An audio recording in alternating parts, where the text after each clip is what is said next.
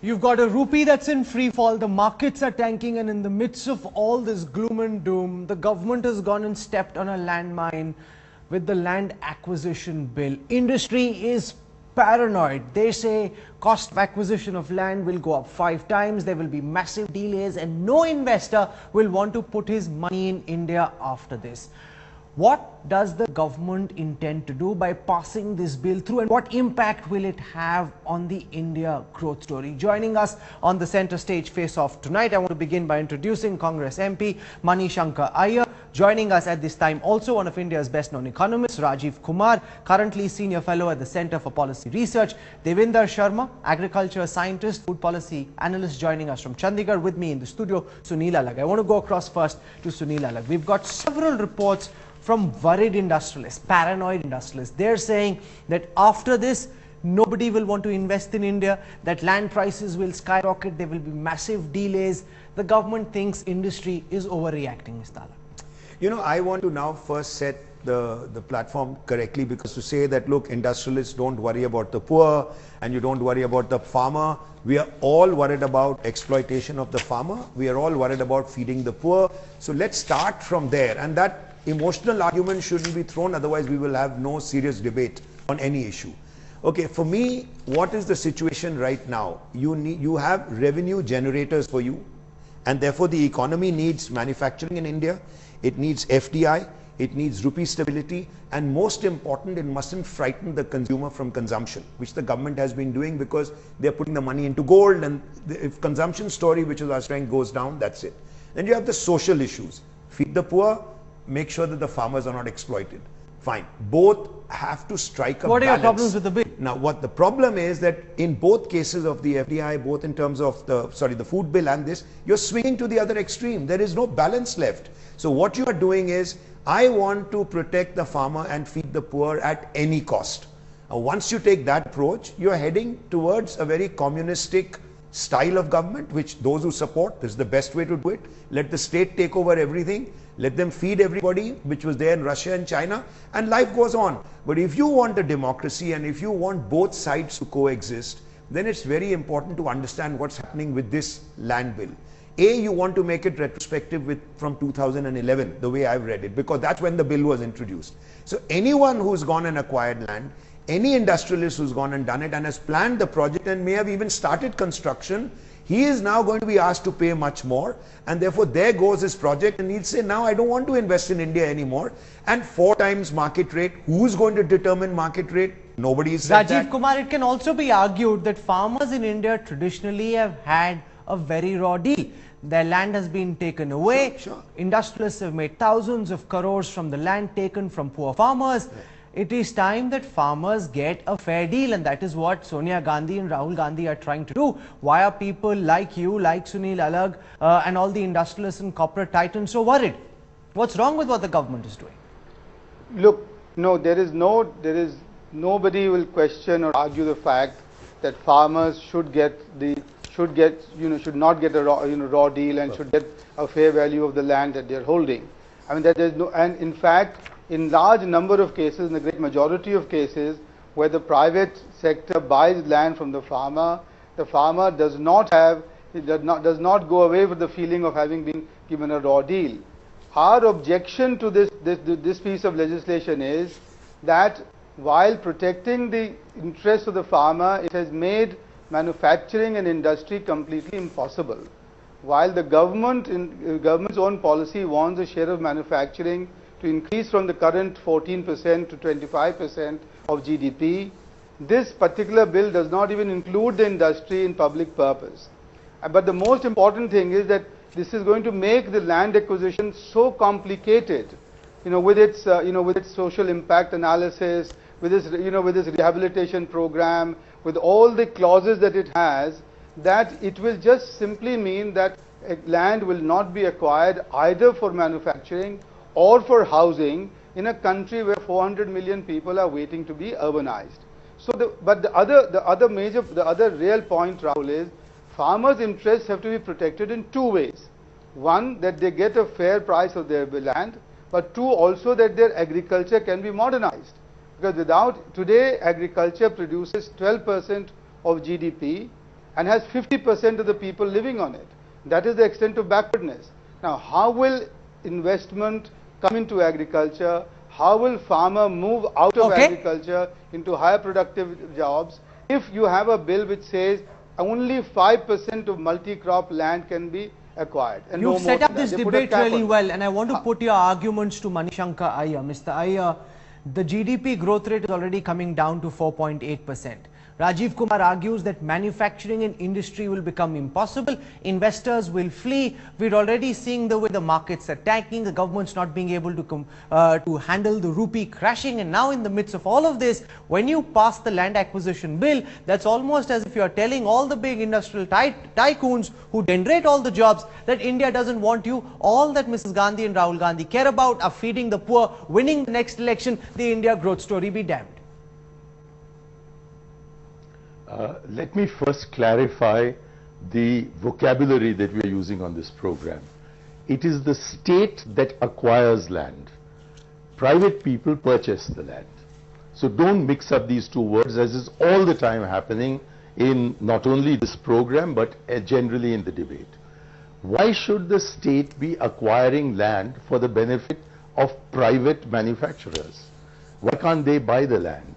So therefore, one aspect of globalization that I'm thoroughly in favor of is to lower the scope for the state to acquire land at absurdly low rates, to hand over to the private sector for them to then kindly provide us with some manufacturing. The fact is that virtually no country in the world, and certainly not the developed democracies, have a system of the state acquiring land for the benefit of private holders. In India, the second point I want to make is that it is not only a question of buying land from farmers, many of whom happen to be pretty rich or would like to be pretty rich, what the Soviets used to call the kulaks. It is the people who are dependent on that land, whose entire skills are related to the agricultural area, and who, short of being given an opportunity in their own villages, in their own communities, to work in agriculture or agriculture-related activities, are obliged to go off as unskilled labor into the towns, as dramatically demonstrated in that brilliant film People Live. So what we are talking about is where there is a choice between feeding people or providing justice to people at large and benefiting a small community that has actually done very little for our country, then which is the choice that you make? But Mr. Iyer, this bill is being brought in with retrospective effect. Now from 2011, all the land acquisition projects which are currently underway, where there's a dispute, something is pending, compensation has happened, some people have received money, some people haven't, all of them can now challenge the developers, leading to a whole host of litigation. We saw the ramifications of retrospective taxation, which the current finance minister had to withdraw in a hurry. Now look at the impact that had on companies like Vodafone, Nokia, Cadbury, Shell, LG. All of them suffered as a consequence of retrospective taxation. Now you bring this new bill in with retrospective effect. It's crazy. It will completely spook investors. Who will want to spend any money investing in any project which will give job opportunities to the very people you are so concerned about, sir? As a member of the standing committee which examined the land acquisition bill, and I'm very sorry to say that the government have rejected almost all our recommendations, it was in the public domain from 2009 onwards that we were going to have a land acquisition bill. And the conditions under which purchase by private people of land, which would involve compensation also being given to those who are dependent on the land, not only the owners of the land, very many of whom happen to be absentee landlords, was known. It is not as if it was something new. And while therefore I am very upset that our government withdrew that retrospective taxation, but from a company which had clearly cheated the people of India of a huge amount of money, 11,000 crore rupees, I have very little sympathy for these people. In this case, the analogy is not quite correct. And in any case, we are talking about the future, not so much about what happened in the last 12 or 14 months. And in this future perspective, given, as you said at the start of this program, that there has been such ruthless exploitation of the weaker and the poor elements of society in the interest of private sector growth, I am glad that we are bringing in social justice. I am glad that we are restoring to the old, completely discredited Washington consensus a sense that we are a democracy. Mr. Alag, I'm afraid, is not telling the truth. How can I put it politely? I really want to use much stronger language. But he suddenly says we are communistic. We are the world's largest democracy. In a democracy, everyone has one vote, no one has more than one vote. But we combined it with the market, so a few people have huge numbers of notes, and vast numbers of Indians have virtually no notes. It is the reconciliation of the demands of democracy with development which this government is attempting. And while I am wants to respond to you before I want to bring in Devinder. I do believe that we are on the right track, and that any regression from this right track will be disastrous not only for our polity but also for our economy. You know, I think money, I'm not at all, that's why I said it in the beginning, I'm not at all in for exploiting any farmer, as nobody should do it. If there was injustice earlier, we should bring about justice now. There is absolutely no basis being indicated to industry to say, why is it 4 times market price? Who will determine market price? See, investors, when they come into a country, want clarity in what they are getting into, and it should be prospective. They come in with that, and then nobody should then change it, at least for a period of 5 or 10 years whilst they are going and doing it. What we've done is we are spooking investors with leaving very vague elements in a bill.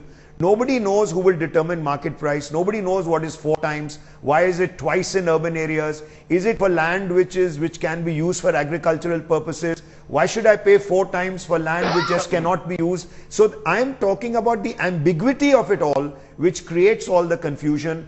And whilst I'm also not going to use any language, I must quote for you, just for you, Oscar Emeringer, who was the Mark Twain of American socialism. He said, politics and democracy is the art of getting the poor to vote for you, getting your campaign funds from the rich, and promising to make sure that to keep each other away from each other. Now that's really what is happening now. What you are doing is, let me get the votes from the poor, whether it's the food bill, whether it's this bill, whether it's that bill, and let me now forget about the guys, but don't forget that we are the ones, when I say we, not me personally, who will generate the employment, who will generate the either the government takes charge of everything. So we are back in several senses to a socialist era, where the government can then say, we will take care of job employment. Forget the likes of Rajiv Kumar, Sunil Alag, what they stand for, Mr. Iyer. It's back to the Nehruvian era in that sense. We are back to being a welfare state where the government must provide. You're ruling out all role for corporate India. And I'm not against it, but declare it that we've become a state like that. Then everybody knows, if you want to come and invest here, like in China, everybody knows there's communism. You're sending a message you don't want investors, Mr. Iyer. Just be clear about it, that's all.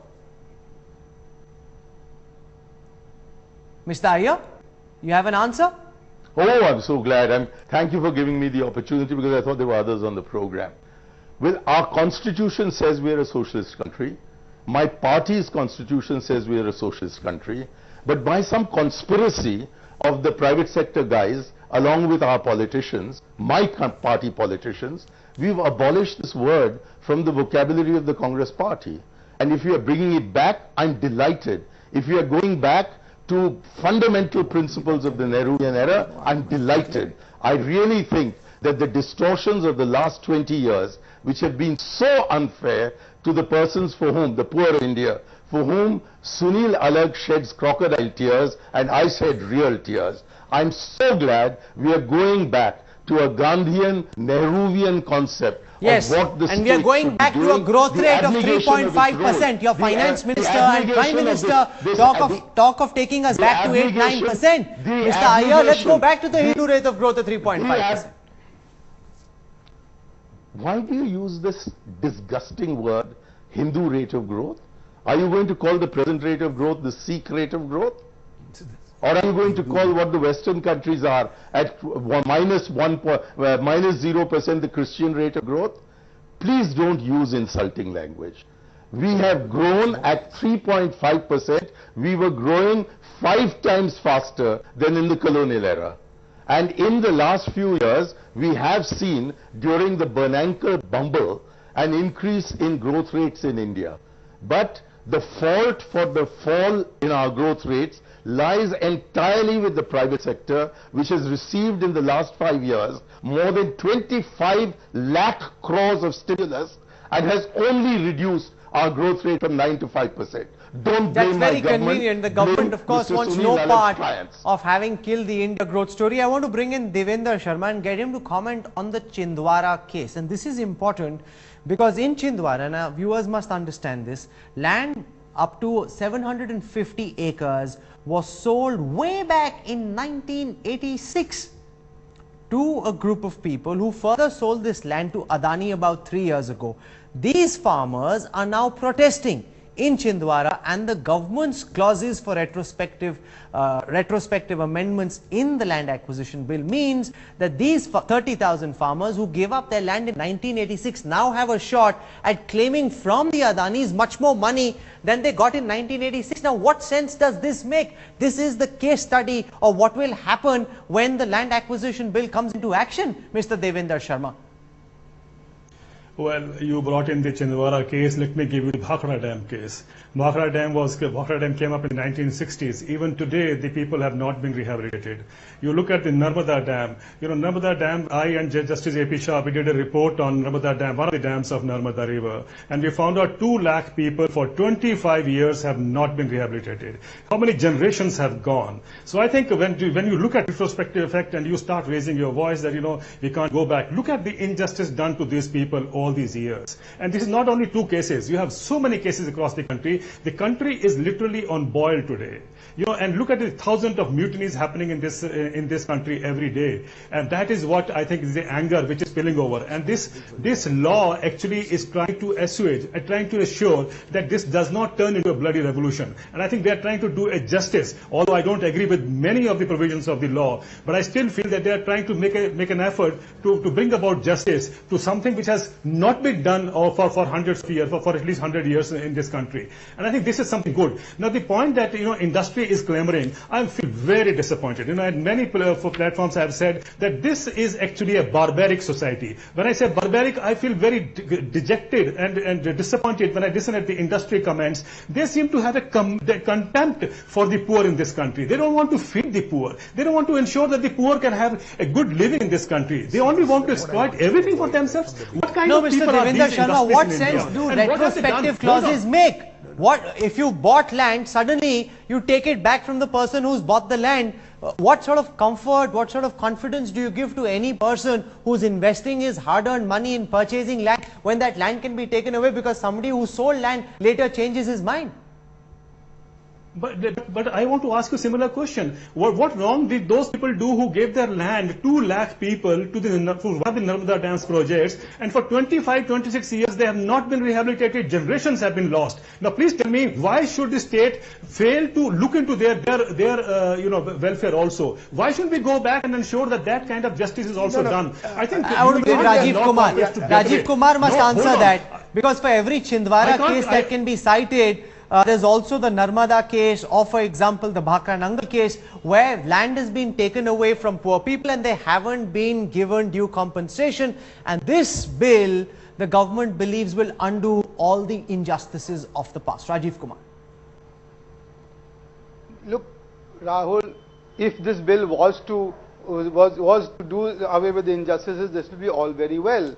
But the fact is that this bill actually will involve the landowners and all those whose livelihood is dependent on the land in a long 20-year process of litigation and complication because of what the features it has.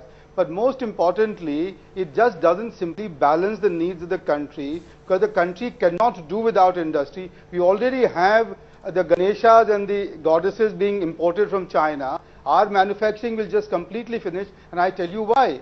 Because Section 2, Chapter 2 of this bill talks about a social impact analysis, which says that for the last 3 years there will be this review, the social impact review. It is an open-ended. It will be done at the Gram Sabha level. It will look into all those whose lives could have been affected. It will also see whether this another adjoining piece of land could have been acquired or not, whether this is the bare minimum. Section 3 of this land talks about 25 additional services that will have to be provided by those who acquire the land or for whom the land is acquired, and these include hospitals, running water, schools, roads, etc., which are all that government should be doing. The failure of governance cannot possibly be all compensated for by one bill. Those are very important questions. Now, but the question, but Rahul, just a second. The thing is, nobody is arguing for a minute. The industry has never argued that the farmer should not be given the fair value of his land. What the industry has been saying, please, for God's sake, make it less complicated. When we need the land, we'll buy the 100 acres or more. But if 60% of the people have agreed, but therefore don't make it 80%, so that otherwise a few families will hold up major industrial projects. We just have to, what we need to think for ourselves is our country wanting manufacturing jobs, higher productivity jobs or not? Or is our country wanting to freeze our agriculture in its backward state and have the people work on those lands? Devinder Sharma must answer those questions. If it takes 5 years for any corporate to procure land, and if you need to get the consent of 80% of the families, that almost makes it impossible. Which industrialist will want to wait for 5 years just to procure land, then set it up, and someone 5 years, 10 years later can have a change of heart and want that land back? Do you want all manufacturing to go to China? Do you want to make India an import-dependent country? Devinder Sharma, what are we talking about? Very clever, I must say, the clever arguments. Look at it. We have not become a manufacturing hub because the last 9 years policies have actually destroyed manufacturing within the country. And the same people who are now saying that everything is going wrong because we are bringing in law for land and for food are the ones who were supporting all those policies all these years. 54% of imports, if they're coming from China, it's because of our wrong policies. If 30 lakh crores have gone to the corporate sector in the last 9 years and they haven't done anything, I think the money has gone into a black hole. 30 lakh crores is $500 billion, and that money had gone to the industrial sector. They didn't do anything. Where is the industrial growth in 9 years? Devinder, you're saying they've done nothing, right? India's growth has come only from agriculture. What rubbish is this? Now you are also saying this argument is fabulous. No, 1 second. I said it in the beginning, let's stop this argument, because if you're going to throw this emotional angle, just 1 second. Please understand, nobody wants to now exploit the farmers. Nobody says don't feed the poor. We are all on the same page. Where do we go from here is the question. I will bring up, we paid labor only 200 rupees a month. So those guys can now claim 20,000. Why did you even industrial labor at that time say I was exploited? Where are we going? What are we talking about? You can carry on saying industry hasn't done it. I will say government hasn't done it. You will say farmers haven't done it. So nobody's done anything in this country. It's just right. So now I'll give land to the 1 second. 1 second, Devinder. Now I brought this land bill. So now everything will get resolved. Now we will have growth. To hell with everybody else. Where are we going? Let's have a logical discussion. Everybody is saying we must protect. How are we going to protect the farmers? Yes. Come up with a policy. It should be debated. Okay, let Devinder Sharma respond. Let's debate it, and see whether that policy is right or wrong for the future. That's all. Let's not get into the past and defend what we're doing now. Yes, Devinder. Let me answer for 9 years you were given all kinds of concessions. All kinds of concessions, and the growth rate today is minus as far as industrial production is concerned. Manufacturing has gone down. The country is into jobless growth. Where has that money gone is my question. That was 30 lakh crores gone into black hole. What money are you talking about? What money are you talking about? Okay, let Rajiv Kumar build on that argument. Laws are coming into play into bottleneck? No. The question that I want to raise is that, what we need to do in this country is, let's be judicious. Agriculture has to be made profitable, more economical. We have over the years, by design, ensured that the farmers do not get enough from agriculture. And so they are forced out to into you made that argument. Areas. Rajiv Kumar wants to respond to Devinder Sharma. Go on, Rajiv. Look, this is exactly the argument. Unless you move people out of agriculture into manufacturing jobs, unless you move people out of agriculture into skills and services, agriculture will not become productive and remunerative. That's absolutely the case. But for that, there has to be a land market. And for that, there have to be procedures where land can be bought and sold in a transparent, fully equitable manner, but not in procedures which will tie up that sale and tie up those transactions for 2 decades, which is what the land acquisition bill does. Now, the question simply is, the industry has never said that we will not pay the fair value of land to the farmers. But what the industry They is always saying, say that. if you do not assist, no, we never say that. But if you do not, They have always said, I can establish that. It's a different manufacture. And finally, the last point that I want to make is this figure of 5 lakh crores per year. I have written 2 long articles to prove that these are not concessions to the industry. They include concessions on excise duty for essential products like salt, which carry no excise duty, and the CBEC says it should have been 15%, but because it's not, therefore that's a loss of revenue. Manishanka, what are we looking to do? Turn India into an import-only country, shut down manufacturing, ensure that everything that's sold in India is brought in from China? Is that the sort of socialism that you have in mind, Mr. Iyer? Because that is exactly where you are pushing the country, Mr. Iyer. A, that is not the socialism I have in mind, and B, I am not pushing the country in that direction.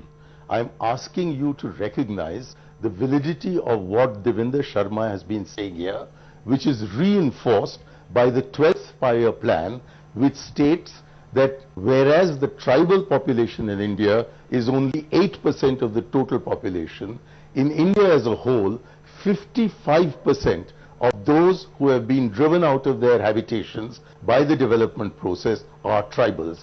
And in Gujarat, where the population of tribals is under 2%, 76% of the displaced persons are tribals. Please understand that huge exploitation has been taking place by the public sector and the private sector in the name of development. This is not development for them, it is the disruption of their lives for them. And please understand that if somebody attempted to acquire a property on Malabar Hill, those who live on Malabar Hill will protest. You are constantly, at least your private sector advocates here, are constantly mixing up acquisition with purchase.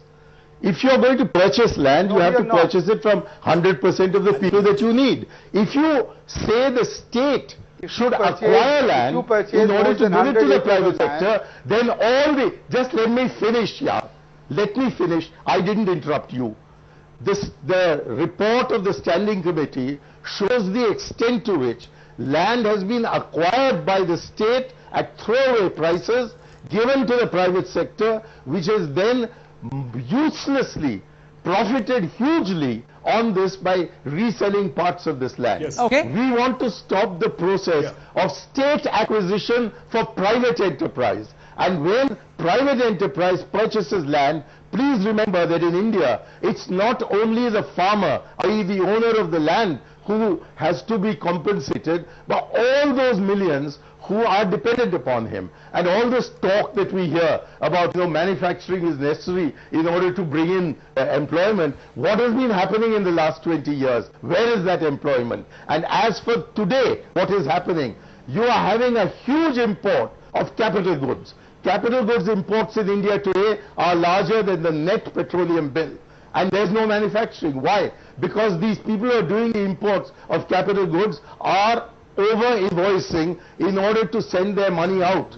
And that is why the net result of 20 years of globalization and liberalization has been to increase the GDP of Switzerland, not the GDP of India. I'd just like to make one quick point. One concluding comment I want to make right from the beginning. Ultimately, nobody from agriculture has paid a single rupee in tax because it's been tax-free for the last 66 years. All the taxes to the government has come from industry. So stop raising the issue, what has industry done? Employment or whatever you are earning. One second, let me just finish now. Therefore, all I'm trying to say is to say that you send out so much black money. You'll get a chance to conclude also. The way in I'm which just capitalism concluding. is run, it's a totally crony capitalism. I'm just concluding and you'll get a chance to conclude. All that we are saying is let's have a balance. What is happening is that the pendulum is either swinging in one direction or the other. And what if you're going to frighten everybody away, then I don't think we're going to get a balanced growth. Nobody is saying don't be fair to the farmers. If we are going to purchase it, there should be no 4 times, 3 times, 2 times. There's a market price, we'll negotiate and buy. So there's no question. Just let me finish. From purchase, only if the state acquires for you, are you saying they're going to pay 4 times market rate? I don't know this bill very clearly. So if you're getting into us purchasing, there should be no limit. I'll go and talk to all the farmers, I'll pay them twice or twice there's a bigger fear here, Mr. Rajiv Kumar. it almost seems as if we are back to the Luddite era, where there were a bunch of people in the 19th century during the Industrial Revolution who thought that industrialization will lead to pauperization of artisans. And they wanted to wreck all the machinery. They went and smashed textile machinery because they thought that this would make everyone jobless. Clearly, the government has got its economic vision all wrong. At a time when the whole world is opening up, India seems to be leaping back into the past. What are your long-term fears, Rajiv? Yeah, absolutely right, Rahul. Rahul, absolutely right. Swaminathan Iyer wrote about this and said that this is a Luddite bill in the Times of India on Sunday, and I think he's absolutely right, because it's going to be a huge setback to industrialization and urbanization for the country. But also Amartya Sen, incidentally, in an interview to the Telegraph newspaper, and I can quote, said that a bill which prevents land acquisition for industrialization and for manufacturing is self-defeating. And I'm quoting here, is self-defeating, because he also realizes that the poor cannot live by just eking out a miserable living on 2-acre plots in which they will never be productive. So the question simply is that you need a bill, and by the way, I need to clear this thing about purchase and acquisition. We are saying that if we want to purchase above 100 acres, all these provisions of this bill apply to that. And if we purchase and more than 20% people object to that for a project which is going to bring employment, investment and progress to a region, they can hold it as blackmail and they can hold it at ransom. That is the only help that the industry is needing from the government. I don't see what's wrong with it. Absolutely. At a time when job creation is crashing in any case, at a time when the growth rate is crashing, Mr. Iyer, it simply seems that the government has its eye only on the next elections, which is why you're marshalling these bills through in the way that you are. The longer term ramifications of what this does to job creation, to GDP growth, to the march of industrialization, to what Rajiv Kumar says, you seem to believe that on small plots of land farmers can sustain themselves. That is not the case. You need to create new jobs. Industry has to be given a conducive atmosphere. Otherwise, we are back to the dark ages. It almost seems that the Luddite era is back, Mr. Iyer. Will you forgive me for saying that you've talked a load of rubbish just now? Number one, I am not against the purchase of land by private purchasers. But you have to recognize that we are in a monopolistic position because the economic wealth of those who are buying is much greater than those who are selling. So who is being blackmailed is a very, very important question. Okay. Secondly, I see my main objection to the amendment we made in 1984 is that the state was then allowed by law to acquire land for the use of private parties. Why is it that we should acquire land for the use of private parties? Let them purchase it. But when they're purchasing it, please let us recognize that it's not only the kulaks who are selling the land, but huge numbers of people who are dependent on that land who also need to be compensated. And if there is no acquisition of land in the United States of America, in Canada, in Europe, in Japan, why do we have state acquisition of land in India? My committee unanimously recommended that there should be no acquisition of land. Rajiv Kumar, 20 seconds, quick final comments. You want to respond to Mr. Iyer and complete our show tonight? Sorry, please. No, allow me to finish. I don't care. I don't care whether private investment takes place, because compensatory public investment was being done and can continue to be done. We are a Where will you get the money from? Who's investing these? Who's going to pay for it? It's easy to say all of what you're saying. Where's the money coming from? In order to ensure that these selfish private sector interests capture the state, as they have been increasingly tending to do over the last 20 years. Rajiv Kumar, quick final comments. As for my brother, I don't think he's right. I just hope that the great majority of Indians do not think like Mr. Iyer, that they do not care whether private investment takes place or not. I think that is the recipe for disaster. In the case of POSCO, it's just a few hundred families who's holding up a huge multinational which is going to put in $12 billion of investment, which has not happened. So he should know who's blackmailing whom. And in the case of Jamshedpur or Tata Nagar, it is the private sector who acquired that land and put up this great industry and has a metropolis where everybody living there is fully satisfied and is living a good life, whether they were tribals, farmers or workers. So to talk about this, the only thing that we are saying is, let us get on with industrialization and facilitate the purchase of land where a few handful of people are going to stop. This is total. Mr. Iyer, I think you are just shooting your mouth, and you just get abusive all the time, and it's very, very unbecoming of you. You're no, I'm not interrupting you. I'm only gesturing. I'm only gesturing. You are gesturing. I think you're wrong. I'm talking rubbish. You're wrong, while you just said what is entirely rubbish, you are just completely. I'm not interrupting you. No, but you are just. I'm just showing you that I think you are saying you are talking rubbish. I'm just doing what this. Is that? What is that? I'm not speaking. You speak. No, but you speak. I'm just doing this. There's rubbish. But you go on speaking. You go on, yeah. But there you Who's go. stopping you? I'm just hoping. You have an absolute right that to the great talk majority of this country people, stop it, Mr. Iyer. You are being foolish at this point of time. You're just going beyond yourself. That majority don't be will such be an abusive determined person. at the polls. That majority will be determined at the polls. That is the last excuse. That is the last excuse of the scoundrel, Mr. Iyer. That's the last excuse of the scoundrel. It's the last refuge of a Democrat. Which is taken to only last refuge populism. of a Democrat, And I'm not willing to allow this country to be sold to your clients. But I'm afraid your most obnoxious behavior has forced this debate down to the lowest level. And that is what you have been doing. And I did not want to get into this. And I told the answer this beforehand. Thank you very much. But please do not, please give up your obnoxious behavior. I'm glad I've dragged it down to the realistic level. You've heard different voices. Not at all. And I hope this country is not realistic, as obnoxious as you've tried to make it out to be. This country is far greater, and the people of this country are far more saner than what you are at this point of time in your life. From Mr. Iyer's argument, it is clear the Congress party has its eye on the next poll, and they're hoping the poor farmers for whom they are voicing these concerns will vote the Congress back into power. Now, what this means to the likes of POSCO, what this means to all those industrialists who want to set up industry and create new jobs, that doesn't seem to matter to Mrs. Gandhi, to Rahul and to the Congress party. That message is going out very clearly tonight. What people make of this, I leave to our viewers to decide. We're also out of time. Yeah, that's okay. I just want to say there were mild tremors reported in North India. I thought it was only in Parliament and in ground, but I think it's happened on your show as well.